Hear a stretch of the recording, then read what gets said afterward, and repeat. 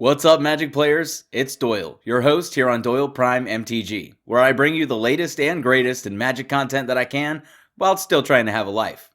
This weekend marked the release of the monumental set, Time Spiral Remastered. And so I thought I'd share with you a tribal deck list that just got a much-needed reprint. Sliver Legion. We are Legion.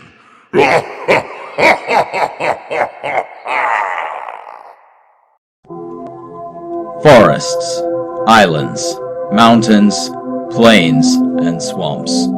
The multiverse is all that is, or ever was, or ever will be. There is a tingling in the spine, a faint sensation, as if a distant memory of walking from plane to plane. Our lives have been forever changed, as if by magic. Embark with me on this journey to eternity. Experience the true power of mind over matter as we ignite your spark and traverse into the magic multiverse.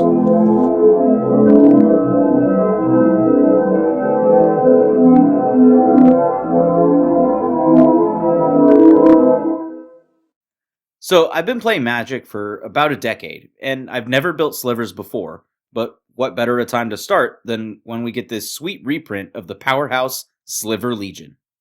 Sliver Legion costs Wooburg for a 7/7 sliver with all slivers get +1/+1 for each other sliver on the battlefield.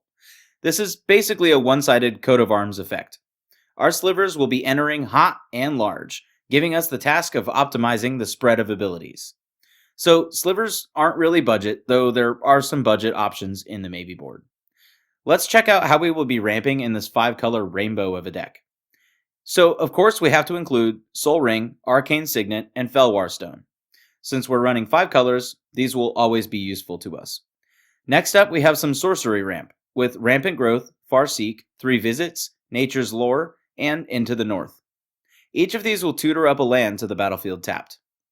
Gemhide and Mana Weft slivers will each allow our slivers to tap for any mana of any color, while Cryptolith Rite lets us do the same with any creature that we control. Next up is our draw section. Guardian Project and the Great Henge will each draw us cards when our non-token creatures enter our battlefield. Beast Whisperer and Vanquisher's Banner will each draw us cards when we cast our creature spells. Toski, Bearer of Secrets, and Synapse Sliver will each draw us cards when our creatures deal combat damage to an opponent. Rishkar's Expertise and Return of the Wild Speaker will each draw us cards equal to the highest power among creatures that we control, while Shamanic Revelation and Slate of Ancestry will each draw us cards equal to the amount of creatures that we control. While mostly included to deter targeting our creatures, Opaline Sliver will draw us cards when our slivers become the target of a spell that our opponents control. Also, the first sliver will give our slivers spells Cascade, giving us both card advantage and mana advantage. Our control section will be a little more focused around the idea that we constantly have access to these large sliver creatures entering our battlefield. I'm excited to include Warstorm Surge and Terror of the Peaks. Each of these will toss around lots of damage when our creatures enter the battlefield. Aura Shards and Harmonic Sliver will each let us purge the entire field of artifacts and enchantments as we see fit. Crystalline Sliver and Diffusion Sliver will each make it more difficult for our opponents to target our slivers. Hunter Sliver will allow us to provoke our opponent's creatures into blocking, letting us kill what we want to kill. Spiteful Sliver will allow us to deal damage to a player or planeswalker whenever damage is dealt to one of our slivers. Thorncaster Sliver will allow us to deal 1 damage to any target when any of our slivers attack.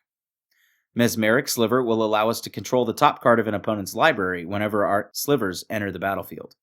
Sliver Hive Lord and Crypt Sliver will each make it more difficult to remove our slivers. And Constricting Sliver will make it much easier for us to remove our opponent's creatures. When we shoot for the win, we'll be slamming slivers down, especially the Legion. Let's see what kind of keywords and abilities will turn our sliver army up over 9,000. Pulmonic Sliver will give our slivers flying, as well as a mortuary effect, placing our slivers on top of our library when they die instead of in the graveyard. Gale Rider Sliver, Winged Sliver, and Cloud Shredder Sliver will each give our hive flying, and that Cloud Shredder, along with Heart Sliver, will give our hive haste. Striking Sliver, Talon Sliver, and Lancer Sliver will each give our hive first strike. We will get a bit more evasion with Two-Headed Sliver and Shifting Sliver, each making it much more difficult to block our Sliver hive. Sentinel Sliver will give our creatures Vigilance, Venom Sliver will give our hive Death Touch, and Horn Sliver will give our hive Trample. Each of these will make our Sliver army much more difficult to interact with. Muscle Sliver, Predatory Sliver, and Sinew Sliver will each buff our Slivers by +1/+1.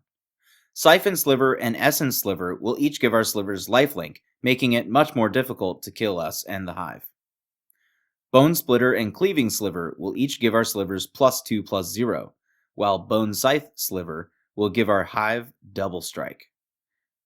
Magma Sliver will tap to give a single Sliver +1/+1 for each Sliver that we control. Toxin Sliver will make our Slivers extra deadly, with a superior version of Death Touch. Brood Sliver and Tempered Sliver will each allow our Slippery Slivers to gain a benefit from dealing combat damage to a player.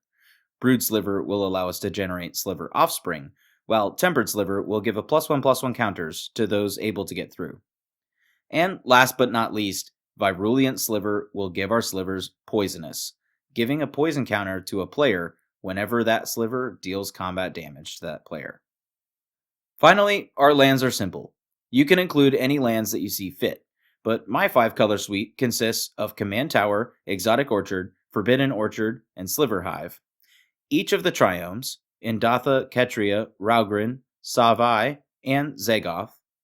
7 of the 10 snow duels, Alpine Meadow, Arctic Treeline, Glacial Floodplain, Highland Forest, Rimewood Falls, Volatile Fjord, and Woodland Chasm. And we'll top it off with 8 snow-covered forests, 3 snow-covered islands, 3 snow-covered plains, 3 snow-covered mountains, and 3 snow-covered swamps. That about wraps it up for this deck tech. I hope you enjoyed the video. You'll find the link to the full deck list on architect.com in the description, complete with a maybe board. Let me know in the comments below if you would take this deck in a different direction, or if there are any key includes that I missed. Cheers, and happy casting! If you enjoyed this video, feel free to hit that like button, and also share it with your friends. If you want to see more videos like these, or hear me ramble about how to navigate this Magic multiverse, go ahead and click that subscribe button to stay up to date on the latest from me, Doyle Prime, and the happenings throughout Magic the Gathering. Thank y'all for watching, and I'll see you all next video.